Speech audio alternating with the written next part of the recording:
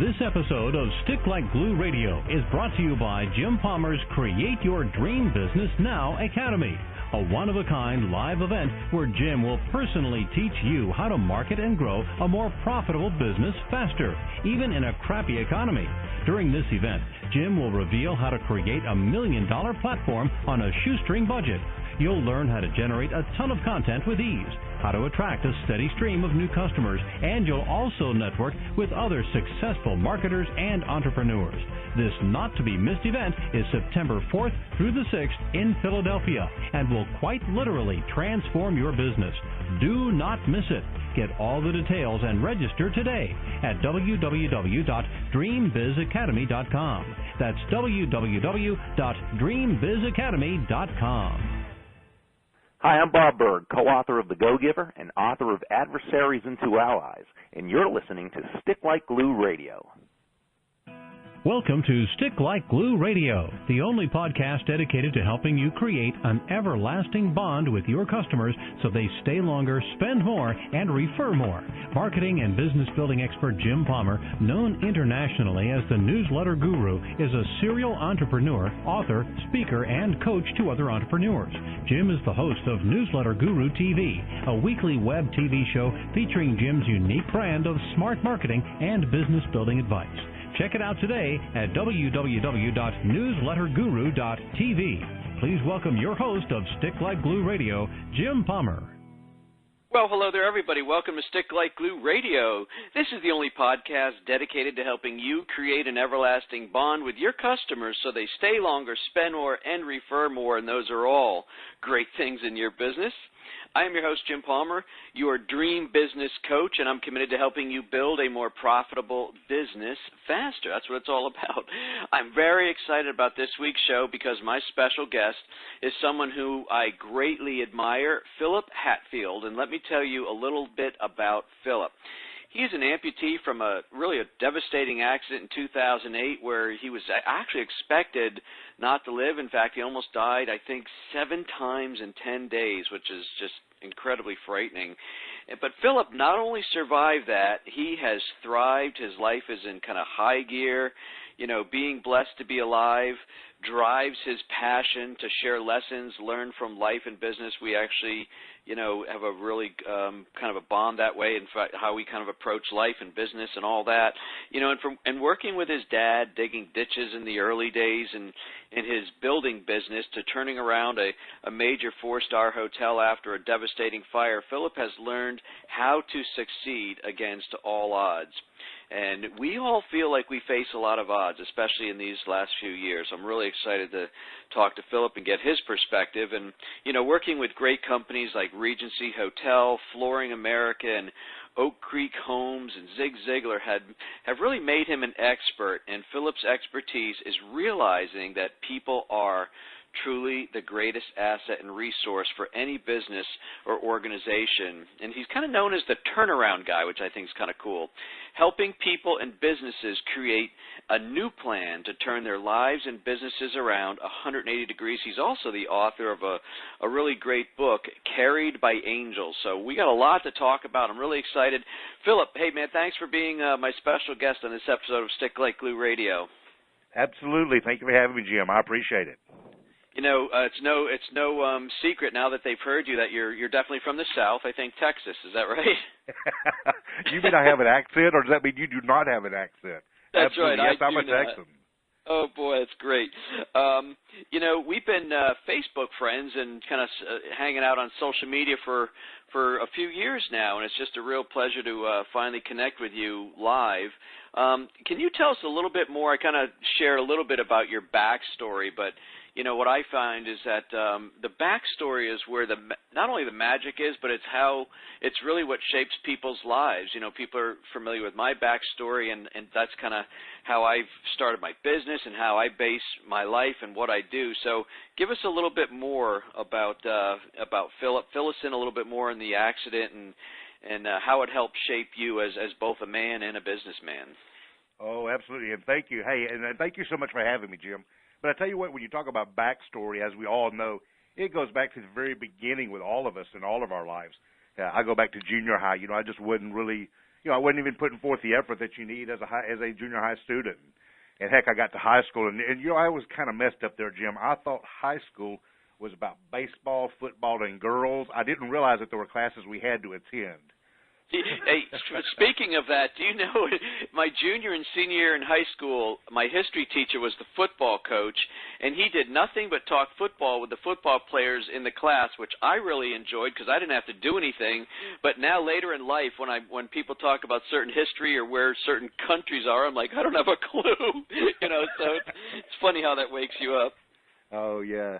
I'll tell you, but, I wound up going to 5 different high schools here in the Fort Worth area.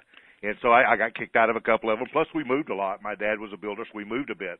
So really, I didn't get as good an education as high school as I should. I was just more of a guy that I was everybody's friend. It didn't matter here in Texas back years ago. We used to have the goody-goodies, then we had the ropers, and then we had the dopers. Do you know what those are? Yes, sir. We had the cowboys, and then we had the guys right off doing the other stuff. But, I was able to get along with everybody, so it was really pretty neat. And I played football, wound up having an accident my senior year, and I lost my left knee. I had it tore up. I was tackled on the 3-yard line playing the Longview Lobos. Now, I know you don't have no Longview Lobos where you are. No, but I used to watch that show Friday Night Lights. I can just envision you. Yeah, that's what it was like. It really, football here, man, I'll tell you what, high school ball, we think it's pros. But no, I was on the 3-yard line. I was getting ready to make another touchdown. I was running back, and I got hit, and I lost my left knee. It just flat tore it up. So I wasn't able to go to school playing football. There was no more college scholarships. Nobody wanted me. So trying to get into college, Jim, was total nightmare. I applied everywhere. There was only one school in the whole country that would take me because my grades and attendance were so bad. So I left Texas and wound up going to Tennessee. So isn't that funny? A Hatfield going back to Tennessee. The McCoys, okay. Don't tell me your roommate was a McCoy. No, but one of my best friends in high school was a guy named McCoy. That was pretty funny. So we wound up going back to Tennessee. And in college, my first year I did okay, but I really didn't have great grades because I didn't know how to study. And there again, still learning how to apply myself. And long story short, about the end of my sophomore year, I barely made it to sophomore credits. And about the end of that first sophomore semester, the dean, the dean and I got to be very good friends. I had a lot of invitations from him, but I got this one invitation to come into his office. And he says, Phillip, I'm going to have to invite you to leave the school. He said, man, your grades are so bad, your attendance is so bad. He said, there's just nothing I could do. So there I was, 20 years old, and it's like, okay, I got to go get a job. And so, heck, nobody wanted me at a job because I didn't have good attendance there either. So basically, I started out at a place called Church's Chicken. Have you ever heard of Church's Chicken? I have. Oh, man, down south, everybody loves chicken. But it was a neat little place, but I wound up in the cooler back there where it's freezing cold, and my job was cutting up the chickens. So I'd cut up the chickens, and before long, it's like I began to learn about counting the chickens and learn how to do a little inventory. And I began to learn how to do these percentages, and it's like, wow, those things I heard about in high school actually began to make sense since I was out in the world actually working. And come to find out, I began to like business. There I was a kid, no education, just working. It's like, I like this business thing. I worked up to be an assistant manager, general manager, moved up through the ranks, and heck, it wasn't long after that I got a chance to get in the hotel business. That was pretty cool. Yeah. But you get into the hotel business. I'd worked my way up to be a food and beverage director for the Regency Hotel. Pretty successful there, and then I got a call one day from a headhunter. He said, man, would you like to come back to Fort Worth, Texas, where you grew up? I said, absolutely. I would love to come to Fort Worth. So he interviewed me. He came over. He showed me all these pictures of a beautiful hotel, and it's like, wow. I said, I'd like to go see the hotel. He said, no. He said, you can't take away. We don't need you there to cause problems on the property. I said, okay. So he kept coming back for about 2-3 weeks, and finally I decided, yeah, I'm going to leave my job here with the Regency as a great position, food and beverage director, and I'm going to go to Fort Worth, Texas, be the general manager of a hotel. So I gave my 2 weeks' notice, packed up, came to Fort Worth. And as I drove off the highway, Jim, you drive off the highway, you drive up one of those ramps, you get up at the very top, and then you got that big bridge you're going to go across, and all the traffic goes below you. So as I'm looking over, I see that beautiful sign. It's like, wow, beautiful sign. The hotel is gorgeous. It's prettier than the pictures. Once I got up to turn right to pull into the property, on the left, the first set of rooms were all burnt to the ground. Mm. Basically, I had made a huge mistake. I should have came and looked at the property, and I got there, and long story short, 45 days before I arrived on property, there had been a major fire. 5 people had died, and 33 people were still in the hospital. Wow. It was pretty devastating. And there I was, a young man at the time. I was 24 years old. It's like, oh, my God, I have just messed up. You know, I looked at it, and I got in there and began to meet the people and the quality of the people. It's like, oh, what am I doing? All the good chefs were gone because they didn't have anybody to cook for. All the good people running the front desk, they were gone. They went to get other jobs. The only people were there were those who could not get a job anywhere else and were drawing a check from the insurance company because the insurance was paying. And so there I was. I was like, what in the world am I going to do? And then my dad gave me this book by a funny guy by the name of Zig Ziglar. Mm-hmm. You ever heard that name? Yes, I had the great pleasure of meeting the man before he passed. Oh, wasn't he a fantastic guy? Zig, he was. I told him, just to break off the story real quick. I said, I have a lot of what I would call kind of business heroes, icons, or whatever. And I said, but you, sir, one of the reasons I admire you so much is that while you talk about sales and success and things like that, you never fail to compliment your wife. You're not afraid to talk about God, and you just let it go, and you are very authentic. And he's like, that's the way you ought to be, It's just, yep. He's such a great guy. And that's the same way my first encounter was with him. But there I got his book in it was back in 1984 when I got his first book, and then I found out getting those cassette tapes. Now, have you ever seen those old things or antiques now? They're called them cassettes. You ever seen them things? Phil, I used to have an 8-track in my car. You and I grew up in the 8-track days. Yeah, but I had those cassette tapes. Yep, I remember. And we began to listen to those tapes and read the books and begin to look at people, and all of a sudden a bell went off in my head. Of here I could look at this as, is the glass half full or is the glass half empty? Is this a devastating event in my life, or is this an opportunity to shine? Now, it took about 2 weeks to get that attitude, I'll be honest with you. But it's like once I begin to look at it and decide this is what I've got, how can I make the best of it, I begin to learn the first thing you had to do is start investing in people. And as I begin to talk to these people, invest with them, and get to know them. But, Jim, we talk about getting to know people, but basically on an employee level, I know you have a lot of business people. Do you know the best way to get to know people? It should go back and you start to find out what is their dream, what do they want in life. And a lot of times people have lost that dream. They think, well, this is what I got. I can't go no further than this, and I'll take what life has and I'll try to get here, but they lose their dream. But when we go back and start talking to people about their real dream, what is your dream? What do you want to do? And then you start talking about a vision. Can you see yourself actually achieving that dream, achieving that goal? And there again, like I said, sometimes we have to go back and teach people how to dream again and let them see that, golly, we can do impossible things. And truly things are impossible to be done alone, because we're not made to be alone. We're people for relationships. So, as a team, we can do anything. But that's really was my huge part of success. Things coming from Zig Ziglar, no education, and here I am today, and I'll tell you, I do not have a college degree, but I get to coach businesses all over the world how to be successful, and that is cool. We all go through things in life, and, I went in 2000, I lost my job at, I think, 42 years old, and we had made a decision that my wife, Stephanie, was going to be a stay-at-home mom, so we lived 100% on what I brought home. And I really thought that, I'd find a job right away. I told Steph, don't worry about it. Within a month or two, I'll be fielding multiple lucrative job offers.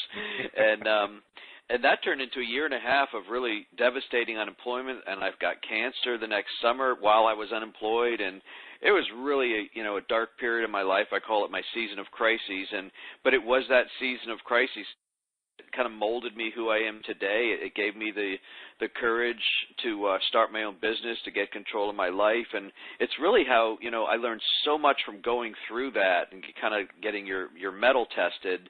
Is to I'm a completely different person than I was 13 years ago. Oh yeah, it doesn't. The struggles actually bring out the best in us, don't it? Yeah, you just don't realize it. You don't realize it at the time, but it really does when you come out of it. Yeah. Well, the cool thing is, after I begin to work with these people, learning about their dreams and let them see they can achieve their dreams, the more that as a business manager I begin to help them to achieve their dreams, I was able to start achieving my dreams through them. And then I was able to start achieving the corporate dreams, our corporate goals through them. Because as they're trying to achieve their dream, it helps the company propel for its goals. Now, here again, if a company has no goals and if a company has no dreams, how are they ever going to know how they're going to get there and how they're going to know how they're going to get to where they want to go? But we had to sit down. We laid out what's the goal of this company, what's the goal of this hotel. And let me ask you, Jim, will you stay at a hotel where there was a fire and 5 people died in their sleep and 33 people were still in the hospital? Would you go and stay at that hotel and spend the night? Not if there's another one down the road. Absolutely. But let me tell you the cool thing of teamwork and getting on working and overcoming the hugest obstacle of the bad publicity we had all over the country. It was the first major fire in a hotel in many years. But getting back there and just building the team and overcoming those things, we built that hotel back. That within 2 years, we went from making $20,000 a month. Now, here again, go back to 1985 standards. We were making $12 million a year. Wow. Holy smokes.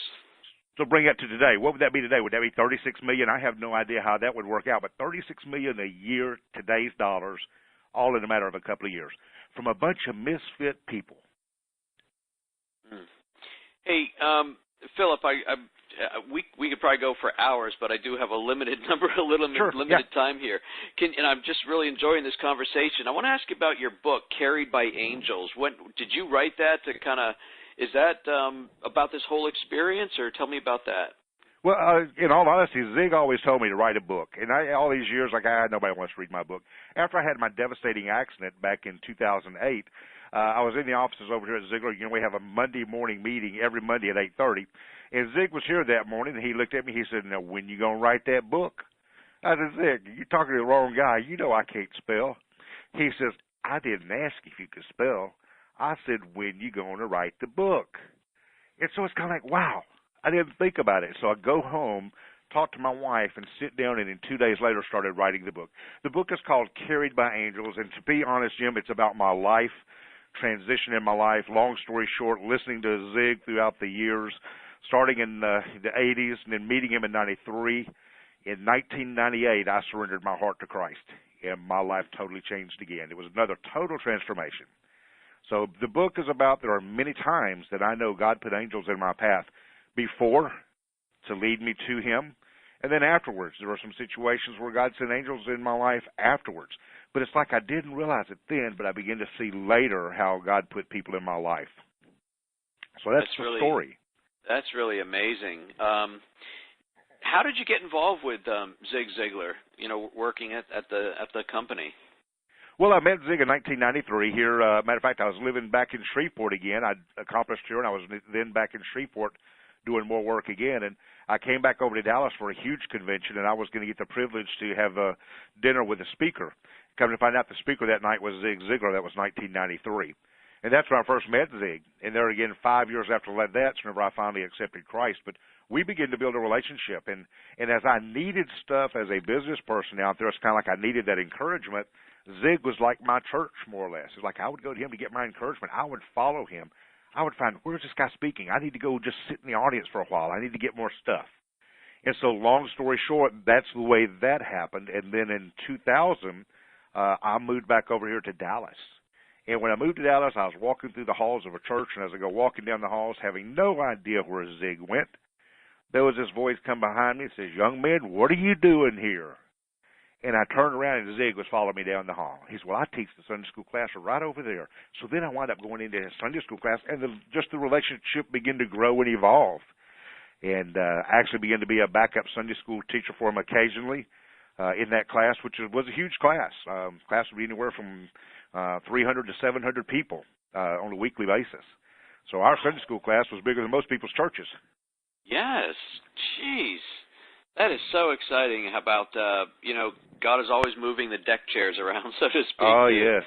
To make things happen. How important is an entrepreneur's attitude to their success? I mean, you are just reverberating a positive, attitude with everything that you face career-wise, high school-wise, your accident and things like that. I mean, you come across as having a very, very positive attitude, which I know is important. Talk about that because listen, you coach entrepreneurs, I coach entrepreneurs. There's a lot of people struggling right now. So how important is a good attitude to success? Well, it's the number one thing. Attitude is the thing. It's your strength for your direction. The number one thing is you've got to look and see how grateful you are for, number one, just being alive. And we're grateful that we woke up this morning, Jim. You and I mean, we could have not woke up this morning. But, golly, we wake up, and then we look and say, what are we grateful for? We look over and see that wonderful spouse that we have. And then we go and see, golly, I've got this nice, wonderful house. I'm warm in the winter. It's cool in the summer. And then you go out and you see your kids, and then you get ready to go out to work, and you see you've got wonderful neighbors. And then you start driving down the road, and you go to your Starbucks where you continually go, and you just start seeing the great things in life, the great things in people. But remember this, the number one conversation that you're going to have all day long is the first encounter you have that day. And who is that with? It's always with ourselves. If we don't start looking in the morning of who we are, how grateful we are, and start at that point, it's kind of like the whole day kind of goes negative. But when we start being grateful in the morning for those things that we have, start talking good things to ourselves about how great life is, or we can get up and talk about, oh, I ache, oh, the pains, oh, man, I don't want to do this. We started that negative attitude, it takes us negative. Now, I had a bad accident. And so when I was in the hospital, let me ask you this. When I'm in the hospital, we always talk about react and respond to situations. And then here's the way that I put it. When I was in the hospital and they would come in, and I was almost died 7 times in 10 days, as you said earlier, but do they want me to react to the medicine, or do they want me to respond to the medicine? If I'm reacting, then I'm having a bad problem. Things are going down. There's a big negative. If I'm responding, things are great and we're moving forward. And that's what we do with our attitude. When things come starting early in the day, are we going to react to that, or are we going to respond to that? So we start early in the morning directing our path of our attitude. And it really is. Everything in life is based on our attitude. Our friendships, our relationships, everything is based on your attitude. What's funny about that is when I had stage 2 melanoma in 2001, I remember my wife driving me home. I think it was about 3 weeks after the surgery. I had to go back and have the surgeon, check everything, and I had a big bandage on my back, so I had to kind of like lean forward. So she's driving us home, and I don't know if you've ever heard of Valley Forge Park, pretty famous war place out here in Philadelphia. And we're driving through Valley Forge, and I'm like looking out the window, and I've lived here like since I was 19, right? And I've driven by these same surroundings for years, and I'm gawking out the window, and she said, "What are you doing?" I said, "Look at how awesome those trees are." And I'm like, I'd never noticed a tree before. Yes. And when I wake up in the morning, I throw up my window shade. I'm looking out at my lawn and my trees, and I'm just like, it's going through something like that. I always tell a couple people that I'm friends with that kind of have a little bit of maybe a negative attitude. I said, I just wish you could have my outlook without going through what I went through. But then again, maybe that's what's best. It really it changes your perspective. And the same thing in business, Jim. We have those things that happen in business, and a lot of times we don't realize what a wonderful business we have until something happens. And then we can always look at sometimes when our business is failing or it's not going where it needs to be going, we need to stop and do what Zig always said, a checkup from the neck up. Look at the man in the mirror, and let's see, how is my attitude? Do I have a good attitude? Because however I come in is what I'm going to be giving to my employees. And do I have a goal? If I don't have a goal, how can I expect my employees to have a goal? And do I have a dream? And if I don't have a dream, how can I expect them to have a dream? If they're going to be taking what we do as leaders and following us, there again, just like I said, going back to the hotel, when we start pouring into our employees, remove ourselves, forget about ourselves, and start giving to other people. That's what I love Bob Berg on the Go Giver. When we start giving to other people, my God, you and I know this, we reap so much more in return. Yeah, it's all about the value you deliver that's in excess of what they're paying for or expecting, I think is what one of the things Bob talks about. Yep. I've got like 3 minutes left. I wish I had an hour and 3 minutes. I'm going to ask you, would you come back in my program in the near future? Because we got a lot more to talk about. Absolutely. Just please invite me. And, hey, I enjoyed spending time with you. Next time, you got to talk more and me less. There you go. How can people connect with you, Phillip? What's the best website? You can look at me here at the Ziegler.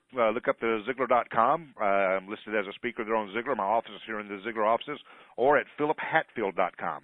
And you can get a copy of my book there, Carried by Angels, at PhillipHatfield.com as well. But feel free to contact me. Awesome. Thank you so much. It's been wonderful connecting with you. Thank you. Have a great day. God bless. Hey, folks, that wraps up this very special episode of Stick Like Glue Radio with Phillip Hatfield, not the McCoy, Phillip Hatfield. Stick Like Glue Radio is the only podcast dedicated to helping you create an everlasting bond with your customers so they stay longer, spend more, and refer more, and those are all great things in your business. I am your host, Jim Palmer, your dream business coach. I'm committed to helping you build a more profitable business faster. Watch for another great episode of Stick Like Glue Radio next week, and until then, keep taking action, keep moving forward, and don't ever, ever, ever give up. Now go out and do something nice for somebody today. Take care, everybody. You've been listening to Stick Like Glue Radio, the only podcast dedicated to helping you create an everlasting bond with your customers so they stay longer, spend more, and refer more. Stick Like Glue Radio features Jim Palmer's unique brand of smart marketing and business building advice for action-oriented entrepreneurs. To make sure you don't miss a single profit-boosting show, subscribe to this podcast at www.getjimpalmer.com. If you know other entrepreneurs looking for the fastest way to higher profits in their business, please tell them about the Stick Like Glue Radio podcast. Now go and implement what you've learned and boost your profits. See you next week for more Stick Like Glue Radio.